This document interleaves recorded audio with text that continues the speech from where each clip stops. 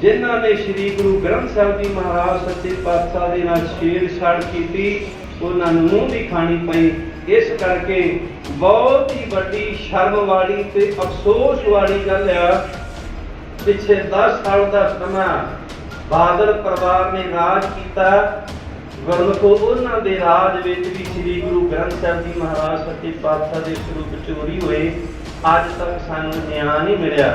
Captain सरकार ने वोटां लैण वेले गुटका साहिब हੱਥ विच लै करके सौ खाधी सी कि मैं जिन्हां ने श्री गुरु ग्रंथ साहिब जी गुरबाणी पोथियां ते गुरु ग्रंथ साहिब की नरादरी कीती आ, मैं उन्हां ते केस पा करके कटहरे विच खड़े करके जेल दीआं सलाखां विच बंद करांगा ते नाल ही उन्हें एक वचन कीता सी कि बेअदबी दीआं पैड़ां बादल परिवार वल जदियां। वाहिगुरू जी का खालसा वाहिगुरू जी की फतेह। गुरु प्यारे तो सब बाखूबी जानते हो कि बीते दिनी पटियाला के कल्याण पिंड तो धन श्री गुरु ग्रंथ साहिब जी का एक सफरी स्वरूप चोरी हो गया सी। ये धन श्री गुरु ग्रंथ साहिब जी का स्वरूप सी जदों फौजां जंग वास्ते जांदियां सन तां सिख फौजां इसे स्वरूप दे विचों हुक्मनामा लिया करदियां सन, जिस दी कंप्लेन भी दर्ज की गई, जांच भी हुई, पर अजे तक यह पता नहीं चलिया कि किहड़े ओ कम सर्व सन जिन्हां ने यह स्वरूप चोरी किया। जिस दे चलदे अज पटियाले दे विच एक वड्डा इकट्ठ होया, जिस दे विच कई सिख बुद्धिजीवी पहुंचे अते भाई अमरीक सिंह अजनाला ने की कहा इस मौके मार दे नज़र। सतगुरु श्री गुरु ग्रंथ साहिब जी महाराज सच्चे पातशाह जी की पावन हज़ूरी अंदर बहुत ही दुखदाई घटना के संबंध विच इकट्ठा हो गए। सरबत माई भाई जीओ आओ इक्की बार कहण ते गज गया वाहिगुरू जी का खालसा वाहिगुरू जी की फतेह। धन सतगुरु श्री गुरु ग्रंथ साहिब जी महाराज सच्चे पातशाह कल्ले सिखां दे गुरु नहीं, ये विश्व भर विच वसदी लुकाई दे सारियां दे गुरु सांझे गुरु है। जिस तरह की 4 धर्म है मुसलमान ईसाई हिंदू ते सिख, इन्हां तिन्नां धर्मां दे वखरे वखरी धार्मिक ग्रंथ है। उन्हां नूं एक ग्रंथ की उपाधि मिली है, पर धन सतगुरु श्री गुरु ग्रंथ साहिब जी महाराज सच्चे पातशाह ग्रंथ नहीं, इन्हां नूं नाल गुरु पद भी दे करके कलगीधर पातशाह ने नवाजिया। सारी कली बाणी नहीं, गुरमुखो ये पार ब्रह्म का स्वरूप है। श्री गुरु ग्रंथ साहिब जी महाराज सच्चे पातशाह की पावन गुरबाणी के वचन हैं, वाहु वाहु बाणी निरंकार है, तिस जीवट अवर न कोई। फिर सिख दे गुरु ग्रंथ साहिब जी महाराज सच्चे पातशाह ने दसते किन्ने कह मां नूं प्यो नहीं कह सकते कि प्यो नूं मां नहीं कह सकते, भैन नूं भरा नहीं कह सकते ते भरा नूं गुरमुखो आपां भैन नहीं कह सकते। पर धन सतगुरु श्री गुरु ग्रंथ साहिब जी महाराज सच्चे पातशाह दे नाल समुची लकाई दे रिश्ते किन्ने किया। पावन गुरबाणी दे वचन हैं, तू मेरा पिता, तू है मेरा माता, तू मेरा बंधक, तू मेरा भराता, तू मेरा राखा, सबनी थाई तां पाओ केहा काड़ा जियो, तुमरी कृपा ते तुद पछाणा, तू मेरी ओट, तू है मेरा माना। ये रिश्ते कल्ले सिखां दे नहीं, हिंदू भी आ करके अरदास करके गुरु दे दर तो दात लै सकदा है। ईसाई नूं कोई पाबंदी नहीं, गुरु दे दर ते आ करके अपनी मन इच्छत दा प्राप्त कर सकदा है। मुसलमान नूं कोई पाबंदी नहीं। जिस तरह के 4 वर्ण है, 4 वर्णां दे वखरे वखरे तरीके है, पर गुरु नानक देव सच्चे पातशाह दा घर दा कोई वखरेवा नहीं। पावन गुरबाणी दे वचन हैं, खत्री ब्राह्मण सोध वैश्य उपदेश चहुं वर्णा को संझा। ये ਸਾਂਝਾ ਉਪਦੇਸ਼ ਸ੍ਰੀ ਗੁਰੂ ਨਾਨਕ ਦੇਵ ਸੱਚੇ ਪਾਤਸ਼ਾਹ ਦੇ ਘਰ ਵਿੱਚੋਂ ਮਿਲਦਾ ਹੈ। ਮਿਸਾਲ ਦੇ ਤੌਰ ਤੇ ਸ਼ਿਵ ਧਿਆਲੀ ਵਿੱਚ ਈਸਾਈ ਤੇ ਮੁਸਲਮਾਨ ਨਹੀਂ ਜਾ ਸਕਦਾ, ਇਸੇ ਤਰ੍ਹਾਂ ਮਸੀਤ ਦੇ ਅੰਦਰ ਹਿੰਦੂ ਨਹੀਂ ਜਾ ਸਕਦਾ। ਪਰ ਧੰਨ ਸ੍ਰੀ ਗੁਰੂ ਨਾਨਕ ਦੇਵ ਸੱਚੇ ਪਾਤਸ਼ਾਹ ਦਾ ਦਰ ਕੈਸਾ, ਹਿੰਦੂ ਆਵੇ ਕੋਈ ਪਾਬੰਦੀ ਨਹੀਂ, ਈਸਾਈ ਆਵੇ ਕੋਈ ਪਾਬੰਦੀ ਨਹੀਂ, ਮੁਸਲਮਾਨ ਆਵੇ ਉਹਨੂੰ ਗੁਰਮੁਖੋ ਕੋਈ ਵੀ ਰੋਕ ਟੋਕ ਨਹੀਂ। ਸਭੇ ਸਾਂਝੀ ਵਾਲ ਸਦਾਏ ਨਾ। ਗੁਰੂ ਨਾਨਕ ਦੇ ਸੱਚੇ ਪਾਤਸ਼ਾਹ ਦਾ ਘਰ ਸਾਰਿਆਂ ਦਾ ਸਾਂਝਾ ਹੈ। ਕਿਸੇ ਦੇ ਨਾਲ ਜਾਤੀ ਤੌਰ ਤੇ ਕੋਈ ਪੰਗਤ ਸੰਗਤ ਵਿੱਚ ਬੈਠਣ ਦਾ ਵਿਤਕਰਾ ਗੁਰਮੁਖੋ ਨਹੀਂ ਕੀਤਾ ਜਾਂਦਾ। ਇਹ ਗੁਰੂ ਨਿਰਵੈਰ ਹੈ, ਕਿਸੇ ਦੇ ਨਾਲ ਵੈਰ ਭਾਵਨਾ ਨਹੀਂ ਰੱਖਦੇ।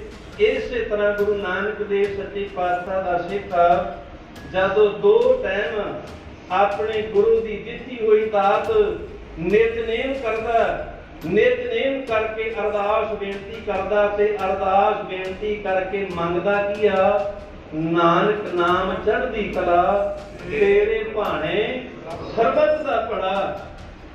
ਗੁਰੂ ਨਾਨਕ ਦੇ ਸੱਚੇ ਪਾਤਸ਼ਾਹ ਦਾ ਸਿੱਖ ਗੁਰਮੁਖੋ ਕਿਸੇ ਦਾ ਬੁਰਾ ਨਹੀਂ ਮੰਗਦਾ।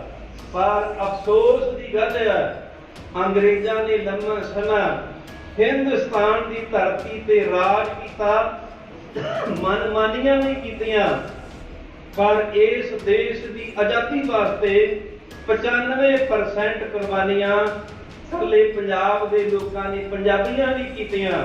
ਪਰ ਜਦੋਂ ਆਜ਼ਾਦੀ ਆਈ, ਆਜ਼ਾਦੀ ਦਾ ਸਾਨੂੰ ਨਿੱਘ ਕੀ ਮਿਲਿਆ ਕਿ ਸੈਂਟਰ ਸਰਕਾਰ ਵੱਲੋਂ ਸਾਨੂੰ ਸਿੱਖਾਂ ਨੂੰ ਜਰਾਇਮ ਪੇਸ਼ਾ ਕਰਾਰ ਦਿੱਤਾ ਗਿਆ।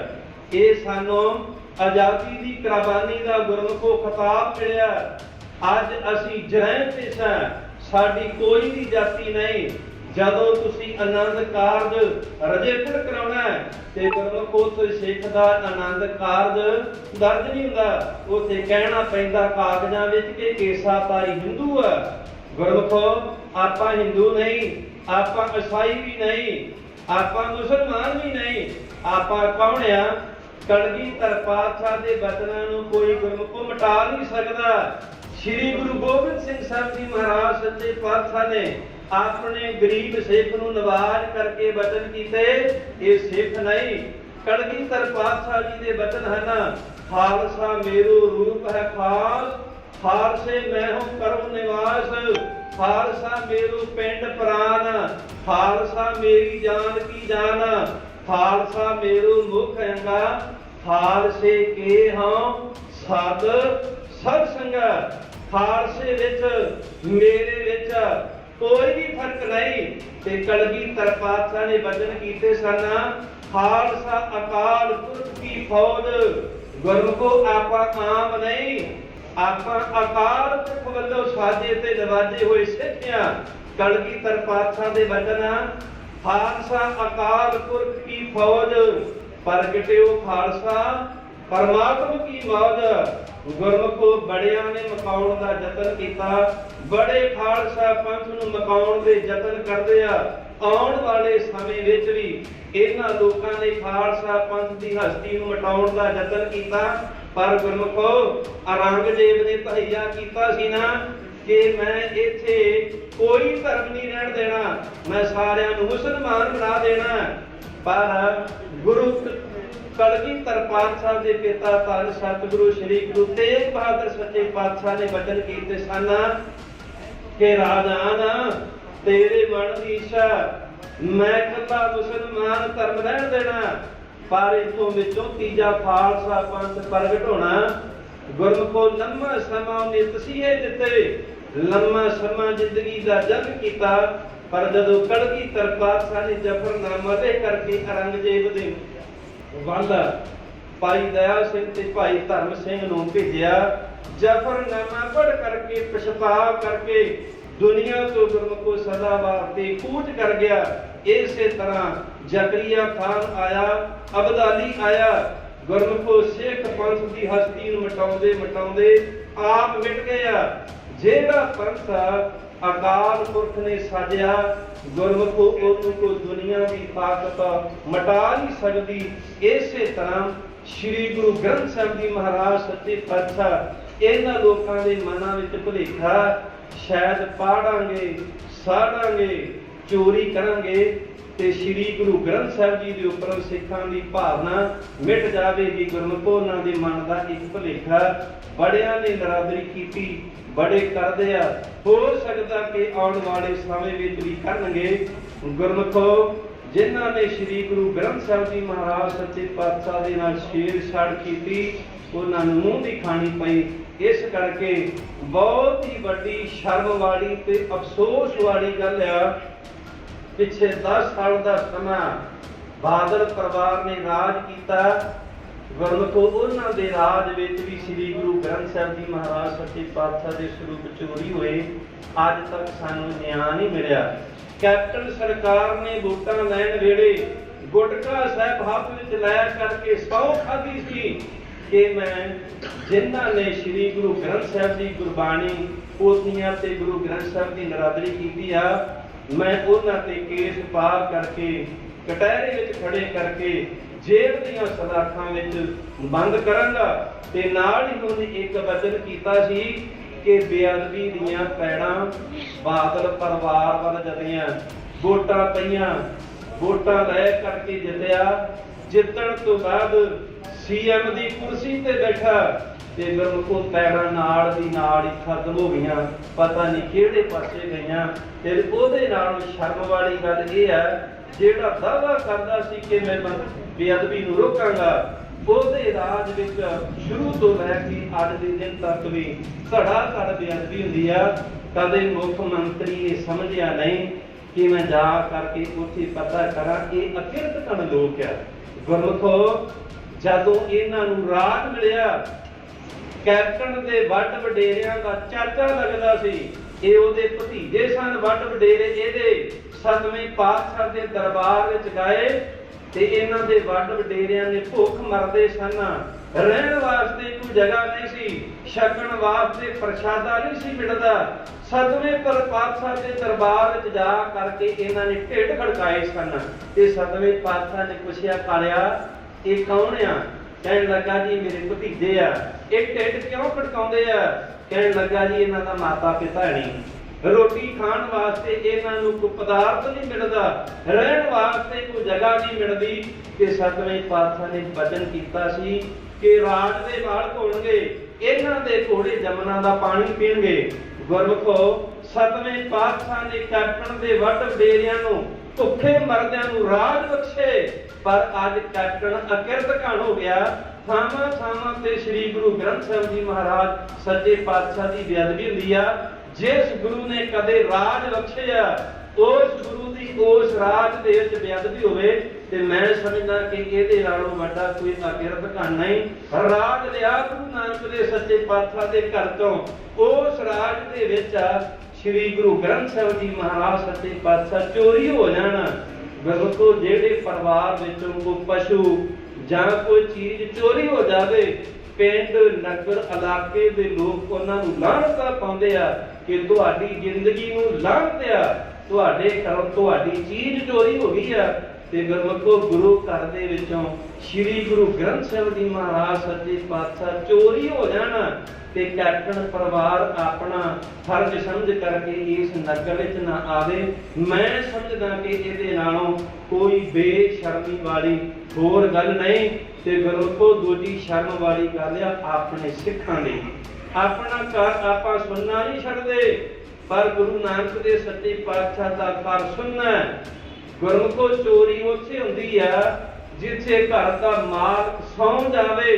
ਅੱਜ ਸਿੱਖ ਪਦਾਰਥ ਤੇ ਸਵਾਰਥ ਦੀ ਨੀਂਦ ਸੌ ਗਿਆ। ਜਦੋਂ ਆਪਾਂ ਪਦਾਰਥ ਸਵਾਰਥ ਦੀ ਨੀਂਦ ਨੂੰ ਤਿਆਗ ਕਰਕੇ ਸ੍ਰੀ ਗੁਰੂ ਗ੍ਰੰਥ ਸਾਹਿਬ ਜੀ ਮਹਾਰਾਜ ਸੱਚੇ ਪਾਤਸ਼ਾਹ ਦਾ ਭਾਉ ਰੱਖ ਕਰਕੇ ਜਦੋਂ ਪਹਿਰੇਦਾਰੀ ਕਰਾਂਗੇ, ਉਦੋਂ ਗੁਰੂ ਗ੍ਰੰਥ ਸਾਹਿਬ ਜੀ ਮਹਾਰਾਜ ਸੱਚੇ ਪਾਤਸ਼ਾਹ ਦੇ ਗੁਰਮੁਖੋ ਕਦੇ ਵਾਸਤੇ ਚੋਰੀ, ਬੇਅਦਬੀ, ਨਰਾਦਰੀ ਕਦੇ ਵਾਸਤੇ ਨਹੀਂ ਹੋਵੇਗੀ। ਮੈਂ ਸਮੁੱਚੀਆਂ ਸੰਗਤਾਂ ਦੇ ਚਰਨਾਂ ਵਿੱਚ ਬੇਨਤੀ ਕਰਦਾ ਹਾਂ ਕਿ ਜਿੱਥੇ ਗੁਰੂ ਗ੍ਰੰਥ ਸਾਹਿਬ ਜੀ ਦਾ ਪ੍ਰਕਾਸ਼ ਆ, ਉੱਥੇ ਕੈਮਰਿਆਂ ਦਾ ਪ੍ਰਬੰਧ ਕੀਤਾ ਜਾਵੇ। ਕੈਮਰਿਆਂ ਤੇ ਆਪਾਂ ਨਿਰਭਰ ਇਕੱਲੇ ਨਾ ਰਹੀਏ, ਉੱਥੇ ਦਿਨ ਰਾਤ ਪਹਿਰੇਦਾਰੀ ਕੀਤੀ ਜਾਵੇ, ਤਾਂ ਕਿ ਆਪਾਂ ਨੂੰ ਆਉਣ ਵਾਲੇ ਸਮੇਂ ਵਿੱਚ ਸ਼ਰਮਸਾਰ ਨਾ ਹੋਣਾ ਪਵੇ। ਇੱਕ ਪਾਸੇ ਆਪਾਂ ਦਾਅਵਾ ਕਰਦੇ ਹਾਂ ਕਿ ਸ੍ਰੀ ਗੁਰੂ ਗ੍ਰੰਥ ਸਾਹਿਬ ਜੀ ਮਹਾਰਾਜ ਸੱਚੇ ਪਾਤਸ਼ਾਹ ਦਸਾਂ ਪਾਤਸ਼ਾਹੀਆਂ ਦੀ ਜੋਤ ਵੀ ਆ ਤੇ ਸਰੂਪ ਵੀ ਆ, ਤੇ ਦੂਜੇ ਧਰਮਾਂ ਦੇ ਲੋਕ ਕੀ ਕਹਿੰਦੇ ਹੋਣਗੇ ਕਿ ਜੋਤ ਸਰੂਪ ਜਿਹਦਾ ਜੀ ਕਰਦਾ ਅੱਗ ਲਾ ਕੇ ਸਾੜ ਦਿੰਦਾ, ਜਿਹਦਾ ਜੀ ਕਰਦਾ ਅੰਗ ਪਾੜ ਦਿੰਦਾ। ਜਿਸ ਬੰਦੇ ਨੂੰ ਪਿੰਡ 'ਚ ਕੁੱਤੀ ਨਹੀਂ ਪੁੱਛਦੀ, ਉਹ ਪ੍ਰਕਾਸ਼ ਵਾਲੇ ਤਖਤਾਂ ਤੋਂ ਚੱਕ ਕਰਕੇ ਥੱਲੇ ਸਿੱਟ ਜਾਂਦਾ। ਜਿਹਦਾ ਜੀ ਕਰਦਾ ਸ੍ਰੀ ਗੁਰੂ ਗ੍ਰੰਥ ਸਾਹਿਬ ਜੀ ਮਹਾਰਾਜ ਸੱਚੇ ਪਾਤਸ਼ਾਹ ਦਰਬਾਰ ਵਿੱਚੋਂ ਚੋਰੀ ਕਰਕੇ ਲੈ ਜਾਂਦਾ। ਮੁੜ ਕੇ ਸਿੰਘਾਂ ਨੂੰ ਉਹ ਗੁਰੂ ਕਦੇ ਵਾਸਤੇ ਨਹੀਂ ਮਿਲਿਆ। ਮੈਂ ਸਮਝਦਾ ਕਿ ਸਮੁੱਚੇ ਸਿੱਖਾਂ ਵਾਸਤੇ ਬੜੀ ਸ਼ਰਮ ਵਾਲੀ ਗੱਲ ਆ। ਆਓ ਆਪਾਂ ਪਦਾਰਥ ਸਵਾਰਥ ਦੀ ਨੀਂਦ ਨੂੰ ਤਿਆਗੀਏ, ਅਗਿਆਨਤਾ ਦੇ ਹਨੇਰੇ ਵਿੱਚੋਂ ਆਪਾਂ ਨਿਕਲ ਗਏ। ਧੰਨ ਸਤਿਗੁਰੂ ਸ੍ਰੀ ਗੁਰੂ ਗ੍ਰੰਥ ਸਾਹਿਬ ਜੀ ਮਹਾਰਾਜ ਸੱਚੇ ਪਾਤਸ਼ਾਹ ਦੇ ਨਾਲ ਭਾਉ ਰੱਖੀਏ, ਤਾਂ ਕਿ ਆਉਣ ਵਾਲੇ ਸਮੇਂ ਵਿੱਚ ਆਪਾਂ ਨੂੰ ਇਹੋ ਜਿਹੀਆਂ ਨਰਾਦਰੀ ਵਾਲੀਆਂ ਘਟਨਾਵਾਂ ਵੇਖਣ ਨੂੰ ਨਾ ਮਿਲਣ। ਮੈਂ ਆਪਣੇ ਵੱਲੋਂ ਜਿੰਨੀਆਂ ਵੀ ਸੰਗਤਾਂ ਆਪਣਾ ਇਨਸਾਨੀਅਤ ਫਰਜ਼ ਸਮਝ ਕਰਕੇ ਇਸ ਦਰਬਾਰ ਵਿੱਚ ਅੱਜ ਦੇ ਸੱਦੇ ਤੇ ਪਹੁੰਚੀਆਂ, ਮੈਂ ਆਪਣੇ ਵੱਲੋਂ ਸਮੁੱਚੀਆਂ ਸੰਗਤਾਂ ਦਾ ਧੰਨਵਾਦ ਕਰਦਾ ਤੇ ਹੋਰ ਵੀ ਬੇਨਤੀ ਕਰਦਾ ਕਿ ਗੁਰੂ ਆਪਾਂ ਖੰਡੇ ਬਾਟੇ ਦਾ ਅੰਮ੍ਰਿਤ ਛਕੀਏ। ਖੰਡੇ ਬਾਟੇ ਦਾ ਅੰਮ੍ਰਿਤ ਛਕ ਕਰਕੇ ਪੰਜ ਵਿਕਾਰ ਆਪਣੇ ਸਰੀਰ ਤੇ ਧਾਰਨ ਕਰੀਏ। ਗੁਰਮੁਖੋ 33 ਕਰੋੜ ਦੇਵਤਾ, ਉਹਨਾਂ ਦੇ ਵਿੱਚੋਂ 3 ਪ੍ਰਮੁੱਖ ਦੇਵਤੇ ਆ, ਵਿਸ਼ਨੂੰ, ਬਰਮਾ ਤੇ ਸ਼ਿਵ ਜੀ। ਬਰਮਾ ਦੁਨੀਆ ਤੇ ਆਇਆ, ਆਪਣੀ ਉਮਰ ਭੋਗ ਕਰਕੇ ਦੁਨੀਆ ਤੋਂ ਤੁਰ ਗਿਆ, ਪਰ ਆਪਣੇ ਵਰਗਾ ਉਹ ਬਰਮਾ ਨਹੀਂ ਪੈਦਾ ਕਰ ਸਕਿਆ। ਵਿਸ਼ਨੂੰ ਦੁਨੀਆ ਤੇ ਆਇਆ, ਆਪਣੀ ਉਮਰ ਭੋਗ ਕਰਕੇ ਦੁਨੀਆ ਤੋਂ ਤੁਰ ਗਿਆ, ਪਰ ਆਪਣੇ ਵਰਗਾ ਵਿਸ਼ਨੂੰ ਦੁਨੀਆ ਤੇ ਪੈਦਾ ਨਹੀਂ ਕਰ ਸਕਿਆ। ਇਸੇ ਤਰ੍ਹਾਂ ਸ਼ਿਵ ਜੀ ਆਇਆ, ਦੁਨੀਆ ਤੋਂ ਉਮਰ ਭੋਗ ਕਰਕੇ ਸਦਾ ਵਾਸਤੇ ਕੂਚ ਕਰ ਗਿਆ, ਆਪਣੇ ਵਰਗਾ ਸ਼ਿਵ ਜੀ ਉਹ ਪੈਦਾ ਨਹੀਂ ਕਰ ਸਕਿਆ। ਇੱਥੇ ਗੁਰੂ ਨਾਨਕ ਦੇ ਸੱਚੇ ਪਾਤਸ਼ਾਹ ਸਰੀਰ ਛੱਡਣ ਤੋਂ ਪਹਿਲਾਂ ਆਪਣੀ ਜਗ੍ਹਾ ਤੇ ਧੰਨ ਸਤਿਗੁਰੂ ਸ੍ਰੀ ਗੁਰੂ ਅੰਗਦ ਦੇਵ ਸਾਹਿਬ ਜੀ ਮਹਾਰਾਜ ਸੱਚੇ ਪਾਤਸ਼ਾਹ ਨੂੰ ਗੁਰਤਾ ਗੱਦੀ ਦੇ ਤਖਤ ਉੱਪਰ ਬਿਰਾਜਮਾਨ ਕੀਤਾ। ਕੋਈ ਕਹਿ ਸਕਦਾ ਕਿ ਗੁਰੂ ਨਾਨਕ ਦੇ ਸੱਚੇ ਪਾਤਸ਼ਾਹ ਵਿੱਚ ਤੇ ਦੂਜੇ ਪਾਤਸ਼ਾਹ ਵਿੱਚ ਕੋਈ ਫਰਕ ਸੀ? ਗੁਰਮੁਖੋ ਨਹੀਂ, ਪੀੜ੍ਹੀ ਦਰ ਪੀੜ੍ਹੀ ਦਸਾਂ ਪਾਤਸ਼ਾਹੀਆਂ ਤੱਕ ਸਾਰਵਿਕ ਸਰੂਪ ਧਾਰਨ ਕਰਕੇ ਉਹਨਾਂ ਨੇ ਮਨੁੱਖਤਾ ਦਾ ਭਲਾ ਕੀਤਾ ਤੇ ਦਸਵੇਂ ਪਾਤਸ਼ਾਹ ਨੇ ਜੁਗੋ ਜੁਗ ਅਟਲ ਧੰਨ ਸਤਿਗੁਰੂ ਸ੍ਰੀ ਗੁਰੂ ਗ੍ਰੰਥ ਸਾਹਿਬ ਜੀ ਮਹਾਰਾਜ ਸੱਚੇ ਪਾਤਸ਼ਾਹ ਨੂੰ ਗੁਰਤਾ ਗੱਦੀ ਦੇ ਕਰਕੇ ਨਾਲ ਵਚਨ ਕੀਤੇ, ਆਗਿਆ ਪਈ ਅਕਾਲ ਕੀ ਤਬੈ ਚਲਾਇਓ ਪੰਥ, ਸਭ ਸਿੱਖਣ ਤੋਂ ਹੁਕਮ ਹੈ ਗੁਰੂ ਮਾਨਿਓ ਗ੍ਰੰਥ। ਤੇ ਨਾਲ ਵੀ ਜਿੱਥੇ ਗੁਰਤਾ ਗੱਦੀ ਸ੍ਰੀ ਗੁਰੂ ਗ੍ਰੰਥ ਸਾਹਿਬ ਜੀ ਮਹਾਰਾਜ ਸੱਚੇ ਪਾਤਸ਼ਾਹ ਨੂੰ ਬਖਸ਼ਿਸ਼ ਕੀਤੀ ਤੇ ਕਲਗੀਧਰ ਪਾਤਸ਼ਾਹ ਨੇ ਵਚਨ ਕੀਤਾ, ਪਰਚਾ ਸ਼ਬਦ ਦਾ ਦੀਦਾਰ ਖਾਲਸੇ ਦੇ ਤੇ ਪੂਜਾ ਅਕਾਲ ਕੀ ਕਰਨੀ ਆ। ਮੇਰੇ ਵਿੱਚ, ਮੇਰੇ ਸਿੱਖ ਵਿੱਚ ਤੇ ਅਕਾਲ ਪੁਰਖ ਦੇ ਵਿੱਚ, ਤਿੰਨਾਂ ਦੇ ਵਿੱਚ ਗੁਰਮੁਖੋ ਕੋਈ ਵੀ ਫਰਕ ਨਹੀਂ। ਸਰਬਲੋਕ ਦੀ ਪਾਵਨ ਗੁਰਬਾਣੀ ਅੰਦਰ ਕਲਗੀਧਰ ਪਾਤਸ਼ਾਹ ਜੀ ਦੇ ਵਚਨ ਹਨ, ਆਤਮ ਰਸ ਦੇ ਜਾਨ ਹੀ ਸੋ ਹੈ ਖਾਸ ਦੇਵ, ਪ੍ਰਭ ਮੈਂ ਮੋਹ ਹੈ ਪਾਸ ਮੈਂ ਰੰਜਕ ਨਾਹਿਨ ਭੇਵ। ਮੇਰੇ ਸਿੱਖ ਵਿੱਚ, ਮੇਰੇ ਵਿੱਚ ਤੇ ਅਕਾਲ ਪੁਰਖ ਵਿੱਚ, ਤਿੰਨਾਂ ਵਿੱਚ ਕੋਈ ਵੀ ਫਰਕ ਨਹੀਂ। ਜਿੱਥੇ ਕਲਗੀਧਰ ਪਾਤਸ਼ਾਹ ਨੇ ਇਹ ਪਾਵਨ ਵਚਨ ਕਹਿ ਕਰਕੇ ਆਪਣੇ ਖਾਲਸੇ ਨੂੰ ਨਵਾਜਿਆ ਤੇ ਸ੍ਰੀ ਗੁਰੂ ਗ੍ਰੰਥ ਸਾਹਿਬ ਜੀ ਮਹਾਰਾਜ ਸੱਚੇ ਪਾਤਸ਼ਾਹ ਦੀ ਪਾਵਨ ਗੁਰਬਾਣੀ ਦੇ ਵਚਨ ਹਨ, ਜਿਨ੍ਹਾਂ ਨਾ ਵਿਸਰੈ ਨਾਮ ਸੇਕ ਨੇਹਿਆ, ਭੇਦ ਨਾ ਜਾਣੋ ਮੂਲ ਸਾਈਂ ਜਿਹੜਾ ਨਾਮ ਜਪਦਾ, ਨਾਮ ਜਪ ਕਰਕੇ ਪਰਮੇਸ਼ਰ ਦੀ ਉਹ ਜੋਤ ਸਰੂਪ ਬਣ ਜਾਂਦਾ। ਤੇ ਗੁਰਮੁਖੋ ਜਦੋਂ ਨਾਮ ਦੀ ਗੱਲ ਆਉਂਦੀ ਹੈ ਨਾ, ਤੇ ਸਾਡਾ ਸਿੱਖ ਭਾਈਚਾਰਾ ਉਦੋਂ ਕੋਈ ਤਾਂ ਸਰਸੇ ਡੇਰੇ ਵੱਲ ਨਾਮ ਲੈਣ ਜਾਂਦਾ, ਕੋਈ ਬਿਆਸਾ ਦੇ ਡੇਰੇ ਵੱਲ ਨਾਮ ਲੈਣ ਜਾਂਦਾ, ਕੋਈ ਨੂਰ ਮਹਿਲੀਏ ਦੇ ਡੇਰੇ ਵੱਲ ਨਾਮ ਲੈਣ ਜਾਂਦਾ। ਗੁਰਮੁਖੋ ਇੱਥੇ ਨਾਮ ਨਹੀਂ ਜੇ ਮਿਲਦਾ, ਨਾਮ श्री गुरु ग्रंथ साहिब जी महाराज सच्चे पातशाह की हजूरी अंदर पंजां प्यारिਆਂ ਤੋਂ ਅੰਮ੍ਰਿਤ ਛਕਣ ਤੋਂ ਬਾਅਦ मूल मंत्र गुर मंत्र ਇਹ ਸਾਡਾ ਨਾਮ ਇਹੀ ਸਾਡਾ ਸ਼ਬਦ ਆ ਇਹੀ ਸਾਡੇ ਗੁਰੂ ਦਾ ਬਖਸ਼ਿਆ ਹੋਇਆ ਉਪਦੇਸ਼ ਆ ਤੇ ਕਲਗੀਧਰ ਪਾਤਸ਼ਾਹ ਜੀ ਦੇ ਬਚਨ ਹਨ ਵਾਹਿਗੁਰੂ ਮੰਤਰ ਛਾੜ ਕਰ ਜਪ ਔਰ ਦੇ ਜਾਪ ਸਾਖਤ ਸਿੱਖ ਮੂਲ ਨਹਿ ਬਚਨ ਸ੍ਰੀ ਮੁਖ ਬਾਤ आओ ਆਪਾਂ ਖੰਡੇ ਬਾਟੇ ਦਾ ਅੰਮ੍ਰਿਤ ਛਕੀਏ ਪੰਜ ਕਾਰ ਆਪਣੇ ਸਰੀਰ ਤੇ ਧਾਰਨ ਕਰੀਏ ਤੇ ਧੰਨ ਸਤਿਗੁਰੂ ਸ੍ਰੀ ਗੁਰੂ ਗ੍ਰੰਥ ਸਾਹਿਬ ਜੀ ਮਹਾਰਾਜ ਸੱਚੇ ਪਾਤਸ਼ਾਹ ਨੂੰ ਆਪਣਾ ਗੁਰੂ ਮੰਨੀਏ ਦੰਦੀਆਂ ਪਖੰਡੀਆਂ ਦੇ ਡੇਰਿਆਂ ਤੇ ਸਦੇ ਵਾਸਤੇ ਭੁੱਲ ਕਰਕੇ ਨਾ ਜਾਇਆ ਕਰੀਏ ਤੇ ਜਿਹੜੀ ਬੇਅਦਬੀ ਹੋਈ ਆ ਉਹਦੀ ਜਿਹੜੀ ਅਗਲੀ ਕਾਰਵਾਈ ਆ ਆਪਾਂ ਸਾਰਿਆਂ ਨੇ ਰਲ ਮਿਲ ਕਰਕੇ ਬੜੀ ਸਹਿਣਸ਼ੀਲਤਾ ਦੇ ਨਾਲ ਸੁਚੱਜੇ ਢੰਗ ਤਰੀਕੇ ਦੇ ਨਾਲ ਕਿਸੇ ਨੇ ਕਾਲਾ ਨਹੀਂ ਪੈਣਾ ਗੁਰਮੁਖੋ ਆਪਾਂ ਥੋੜੇ ਆ ਤੇ ਆਪਣੇ ਦੁਸ਼ਮਣ ਜ਼ਿਆਦੇ ਆ ਆਪਾਂ ਬੜੀ ਸਹਿਣਸ਼ੀਲਤਾ ਦੇ ਨਾਲ ਸੁਚੱਜੇ ਢੰਗ ਦੇ ਨਾਲ ਅਸਾਧੂ ਸੋਚ ਦੇ ਨਾਲ ਇਹ ਫੈਸਲਾ ਲੈਣਾ ਤਾਂ ਕਿ ਆਪਾਂ ਨੂੰ ਕੋਈ ਇਹ ਨਾ ਕਹੇ ਕਿ ਗੁਰੂ ਦਰਬਾਰ ਵਿੱਚ ਹੈ ਬੈਠ ਕਰਕੇ ਇਹਨਾਂ ਫੈਸਲਾ ਹੋਸ਼ੇ ਪੁਣੇ ਵਿੱਚ ਲਿਆ ਨਹੀਂ ਆਪਾਂ ਹੋਸ਼ਾਪਣ ਨਹੀਂ ਦਿਖਾਉਣਾ ਬੜੀ ਸ਼ਾਂਤ ਦੇ ਨਾਲ ਸਹਿਣਸ਼ੀਲਤਾ ਦੇ ਨਾਲ ਜਿਸ ਤਰ੍ਹਾਂ ਸਮੁੱਚੀਆਂ ਸੰਗਤਾਂ ਦਾ ਫੈਸਲਾ ਹੋਵੇਗਾ ਆਪਾਂ ਉਹੀ ਫੈਸਲੇ ਤੇ ਸਾਰਿਆਂ ਨੇ ਫੁੱਲ ਚੜਾਉਣੇ ਆ ਮੈਂ ਆਪਣੇ ਵੱਲੋਂ ਦੁਬਾਰਾ ਫਿਰ ਸਮੁੱਚੀਆਂ ਸੰਗਤਾਂ ਦਾ ਧੰਨਵਾਦ ਜਿਹੜੇ ਭਾਉ ਤੇ ਭਾਵ ਨੂੰ ਮੁੱਖ ਰੱਖ ਕਰਕੇ ਸ੍ਰੀ ਗੁਰੂ ਗ੍ਰੰਥ ਸਾਹਿਬ ਜੀ ਮਹਾਰਾਜ ਸੱਚੇ ਪਾਤਸ਼ਾਹ ਦੀ ਹੋਈ ਨਰਾਦਰੀ ਦੇ ਸੰਬੰਧ ਵਿੱਚ ਚੱਲ ਕਰਕੇ ਆਏ ਆ ਮੈਂ ਆਪਣੇ ਵੱਲੋਂ ਸਮੁੱਚੀਆਂ ਸੰਗਤਾਂ ਦਾ ਤਹਿ ਦਿਲੋਂ ਧੰਨਵਾਦ ਤੇ ਨਾਲ ਹੀ ਸ੍ਰੀ ਗੁਰੂ ਗ੍ਰੰਥ ਸਾਹਿਬ ਜੀ ਮਹਾਰਾਜ ਸੱਚੇ ਪਾਤਸ਼ਾਹ ਦੇ ਚਰਨਾਂ ਵਿੱਚ ਬੇਨਤੀ ਕਰਦਾ ਕਿ ਸੱਚੇ ਪਾਤਸ਼ਾਹ ਅਸੀਂ ਸਾਰੇ ਭੁੱਲ ਗਏ ਆਪ ਜੀ ਨਹੀਂ ਭੁੱਲੇ ਸੱਚੇ ਪਾਤਸ਼ਾਹ ਅਸੀਂ ਆਪ ਜੀ ਦੇ ਪਰਉਪਕਾਰਾਂ ਨੂੰ ਭੁੱਲ ਗਏ ਆ ਸਾਡੇ ਤੇ ਕਿਰਪਾ ਕਰੋ ਸਾਨੂੰ ਜਗਾਓ ਆਪ ਜੀ ਦੇ ਪਰਉਪਕਾਰ ਸਾਨੂੰ ਰੋਮ ਰੋਮ ਕਰਕੇ ਚੇਤੇ ਰਹਿਣ ਤਾਂ ਕਿ ਆਉਣ ਵਾਲੇ ਸਮੇਂ ਵਿੱਚ ਭਾਉ ਤੇ ਭਾਉ ਦੇ ਨਾਲ ਅਸੀਂ ਆਪ ਜੀ ਦਾ ਜਿਹੜਾ ਸਤਿਕਾਰ ਆ ਉਹ ਬਹਾਲ ਰੱਖ ਸਕੀਏ ਬੋਲਦਿਆਂ ਕੋਲੋਂ ਹੋਈ ਭੁੱਲ ਚੁੱਕ ਦੀ ਖਿਮਾ ਅੱਗੇ ਵਾਸਤੇ ਸਮਰਥ ਬਖਸ਼ਣੀ ਆਓ ਫਤਿਹ ਬੁਲਾ ਕਰਕੇ ਅਗਲੇ ਪ੍ਰੋਗਰਾਮ ਬਾਰੇ ਗੁਰਮੁਖਾਂ ਦੀ ਰਸਨਾ ਪਾਸੇ ਸਰਵਣ ਕਰੀਏ ਸਾਰੀ ਸੰਗਤ ਗੱਲ ਕੀ ਆਖੋ ਵਾਹਿਗੁਰੂ ਜੀ ਕਾ ਖਾਲਸਾ ਵਾਹਿਗੁਰੂ ਜੀ ਕੀ ਫਤਿਹ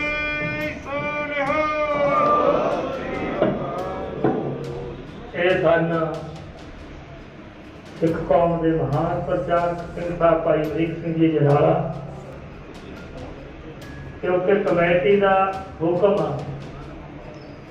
ਅੱਜ ਜਿਹੜੇ ਮੇਨ ਬੰਦੇ ਸੀ ਉਹ ਸਾਡੇ ਰੈਸਟ ਕਰ ਲਏ ਅਸੀਂ ਦੂਸਰੀ ਕਤਾਰ ਦੇ 5-7 ਬੰਦੇ ਉਹਨਾਂ ਨੇ ਮੈਨੂੰ ਹੁਕਮ ਕੀਤਾ ਕਿਉਂਕਿ ਜਿਹੜਾ ਬੰਦਾ ਸਟੇਟ ਸੈਕਟਰੀ ਹੁੰਦਾ ਸਿੰਘ ਸਾਹਿਬ ਚੱਲ ਕੇ ਆਏ ਸੀ ਵੀ ਸਿੱਖ ਕੌਮ ਦੀ ਮਹਾਨ ਹਸਤੀ ਉਹਨਾਂ ਨੂੰ ਟਾਈਮ ਦਿੱਤਾ ਜਾਵੇ ਵੈਸੇ ਜਿੰਨੇ ਮਹਾਂਪੁਰਖ ਇੱਥੇ ਪਹੁੰਚੇ ਨੇ ਸਤਿਕਾਰਯੋਗ ਬਾਬਾ ਜੈਮਲ ਸਿੰਘ ਜੀ ਦੁੱਧਾ ਧਾਰੀ ਜਿਹੜੇ ਬੱਚਿਆਂ ਨੂੰ ਵਿੱਦਿਆ ਦੇ ਰਹੇ ਨੇ ਉਹ ਆਏ ਨੇ ਅਲੀਪੁਰ ਤੋਂ ਸਤਿਕਾਰਯੋਗ ਬਾਬਾ ਲਹਿਰ ਸਿੰਘ ਜੀ ਬਹਾਦਰਗੜ੍ਹ ਵਾਲੇ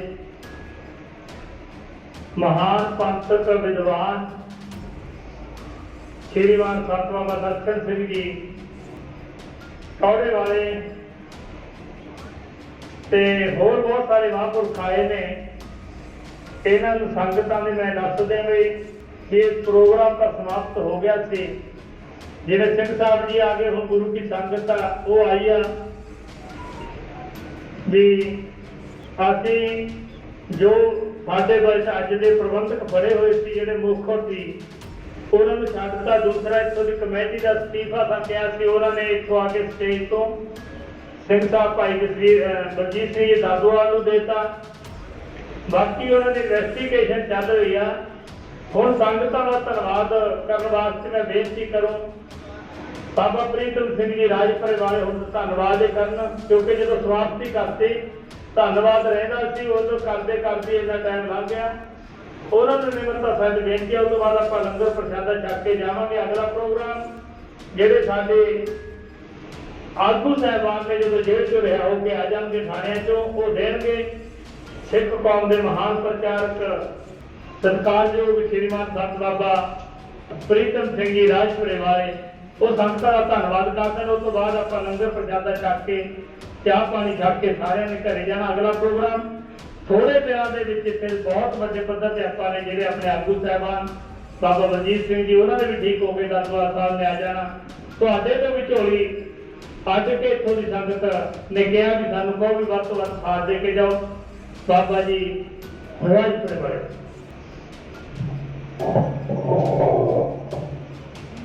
परम सत्कारयोग गुरु रूप जितने भी भाई भाई ਗੁਰਪਿਆਰਿਓ, ਸਰਕਾਰਾਂ ਦਾ ਫਰਜ਼ ਬਣਦਾ ਹੈ ਕਿ ਜਿੱਥੇ ਵੀ ਧਰਮ ਦੀ ਗੱਲ ਆਵੇ, ਧਾਰਮਿਕ ਭਾਵਨਾਵਾਂ ਨੂੰ ਆਹਤ ਕਰਨ ਦੀ ਗੱਲ ਆਵੇ, ਉੱਥੇ ਬਹੁਤ ਸਖਤਾਈ ਦੇ ਨਾਲ ਪਹਿਲ ਦੇ ਆਧਾਰ ਦੇ ਉੱਤੇ ਜਾਂਚ ਹੋਣੀ ਚਾਹੀਦੀ ਹੈ। ਪਰ ਜੇਕਰ ਸਿੱਖ ਕੌਮ ਦੀ ਗੱਲ ਕੀਤੀ ਜਾਵੇ ਤਾਂ ਇੱਥੇ ਸਾਡੇ ਅਕਾਲ ਤਖਤ ਸਾਹਿਬ ਦੇ ਜਥੇਦਾਰਾਂ ਤੋਂ ਲੈ ਕੇ SGPC ਦੇ ਪ੍ਰਧਾਨਾਂ ਤੱਕ ਨੂੰ ਇਹੀ ਨਹੀਂ ਪਤਾ ਕਿ ਆਖਿਰ ਧੰਨ ਸ਼੍ਰੀ ਗੁਰੂ ਗ੍ਰੰਥ ਸਾਹਿਬ ਜੀ ਦੇ 328 ਸਰੂਪ ਕਿੱਦਾਂ ਛਾਪੇ ਗਏ ਤੇ ਕਿੱਦਾਂ ਲੋਕਾਂ ਨੂੰ ਵੇਚੇ ਗਏ। ਤੇ ਹੁਣ ਅਗਰ ਮੁੜ ਕਦੇ ਬੇਅਦਬੀ ਜਿਹਾ ਦਰਦ ਕੌਮ ਨੂੰ ਝੇਲਣਾ ਪਵੇਗਾ ਤਾਂ ਉਸ ਦਾ ਜ਼ਿੰਮੇਵਾਰ ਕੌਣ ਹੋਵੇਗਾ। ਬਹਰਹਾਲ ਸਰਕਾਰਾਂ ਦਾ ਫਰਜ਼ ਬਣਦਾ ਹੈ, ਸਾਡੀਆਂ ਸਰਮੋਰ ਜਥੇਬੰਦੀਆਂ ਦਾ ਫਰਜ਼ ਬਣਦਾ ਹੈ ਕਿ ਜਿੱਥੋਂ ਵੀ ਧੰਨ ਸ਼੍ਰੀ ਗੁਰੂ ਗ੍ਰੰਥ ਸਾਹਿਬ ਜੀ ਦੇ ਸਰੂਪ ਚੋਰੀ ਹੁੰਦੇ ਨੇ ਜਾਂ ਜਿਨ੍ਹਾਂ ਨੇ ਵੀ ਚੋਰਾਂ ਵਾਂਗ ਇਹ ਸਰੂਪ ਵੇਚੇ ਨੇ, ਉਹ ਸਰੂਪ ਅੱਜ ਦੀ ਤਰੀਕ ਵਿੱਚ ਕਿੱਥੇ ਕਿੱਥੇ ਪ੍ਰਕਾਸ਼ਿਤ ਨੇ, ਕਿੱਥੇ ਕਿੱਥੇ ਕਿਸ ਕਿਸ ਨੂੰ ਦਿੱਤੇ ਗਏ ਨੇ, ਇਸ ਦੀ ਜਲਦ ਤੋਂ ਜਲਦ ਪੜਤਾਲ ਕੀਤੀ ਜਾਵੇ ਤਾਂ ਜੋ ਕੋਈ ਵੀ ਕਿਤੇ ਵੀ ਅਣਸੁਖਾਵੀ ਘਟਨਾ ਨਾ ਵਾਪਰੇ। ਤੇ ਸਰਕਾਰਾਂ ਨੂੰ ਚਾਹੀਦਾ ਹੈ ਕਿ ਜੋ ਸਫਰੀ ਸਰੂਪ ਪਿੰਡ ਕਲਿਆਣ ਤੋਂ ਚੋਰੀ ਹੋਇਆ ਹੈ ਉਸ ਦੇ ਬਾਬਤ ਵੀ ਸੰਜੀਦਗੀ ਦੇ ਨਾਲ ਜਾਂਚ ਕਰਵਾਈ ਜਾਵੇ ਤਾਂ ਜੋ ਸਿੱਖ ਕੌਮ ਦਾ ਇਹ ਇਤਿਹਾਸਕ ਖਜ਼ਾਨਾ ਸਿੱਖ ਕੌਮ ਦੇ ਹੱਥੋਂ ਖੁੱਸ ਨਾ ਜਾਵੇ। ਤੁਸੀਂ ਸਭ ਇਸ ਮਸਲੇ ਤੇ ਕੀ ਸੋਚਦੇ ਹੋ? ਆਪਣੇ ਵਿਚਾਰ ਨੀਚੇ ਕਮੈਂਟਸ ਦੇ ਵਿੱਚ ਜ਼ਰੂਰ ਦੇਣਾ। ਵੀਡੀਓ ਚੰਗੀ ਲੱਗੀ ਹੋਵੇ ਲਾਈਕ ਤੇ ਸ਼ੇਅਰ ਵੀ ਜ਼ਰੂਰ ਕਰਨਾ। ਵਾਹਿਗੁਰੂ ਜੀ ਕਾ ਖਾਲਸਾ, ਵਾਹਿਗੁਰੂ ਜੀ ਕੀ ਫਤਿਹ। ਸਿੱਖ ਧਰਮ ਦੀ ਹਰ ਗਤੀਵਿਧੀ ਅਤੇ ਗੁਰਬਾਣੀ ਵਾਸਤੇ ਹੁਣੇ ਸਬਸਕ੍ਰਾਈਬ ਕਰੋ ਗੁਰਬਾਣੀ ਅਖੰਡ ਬਾਣੀ ਅਤੇ ਨੋਟੀਫਿਕੇਸ਼ਨਸ ਵਾਸਤੇ ਬੈਲ ਨੂੰ ਰਿੰਗ ਕਰੋ।